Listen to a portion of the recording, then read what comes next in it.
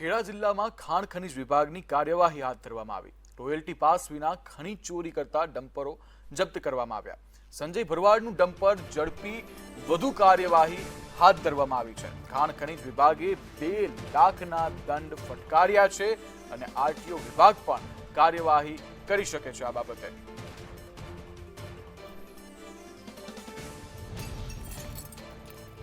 સમગ્ર માહિતી સાથે અમારા સંવાદદાતા કરુણેશ જોડાઈ ચૂક્યા છે। કરુણેશ, શું છે સમગ્ર માહિતી અને અપડેટ?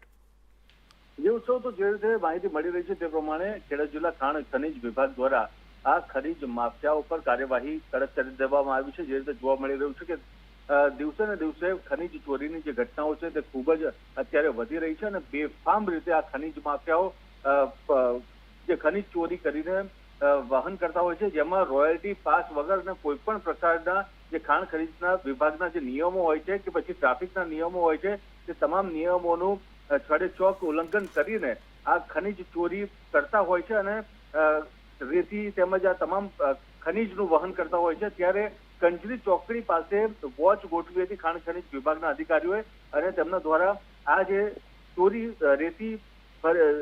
ભરેલું આ જે રેતી ડમ્પર ભરેલું હતું તે ઝડપ્યું હતું અને કાર્યવાહી કરી છે। 2 લાખથી પણ વધુનો દંડ ફટકારવામાં આવ્યો છે। મુખ્ય જે માલિક જે છે તે સંજય હામા ભરવાડનું આ રેતી ભરેલું ડમ્પર હતું તેને ઝડપી લેવામાં આવ્યું છે। છેલ્લા 10 દિવસની વાત કરીએ તો 10 દિવસમાં 4 અલગ અલગ સ્થળોએ ડમ્પર જપ્ત કર્યા છે। કુલ 7,23,558 નો દંડ ફટકાર્યો છે। પરંતુ સૌથી મહત્વની વાત અહીંયા એ છે કે ખાણ ખનીજ વિભાગે કાર્યવાહી તો કરી છે, પરંતુ હવે આરટીઓ વિભાગ અને જીએસટી વિભાગ પણ શું કાર્યવાહી કરશે કે કેમ તે હવે જોવાનું રહેશે। જી કરુણેશ, સમગ્ર માહિતી બદલ આભાર।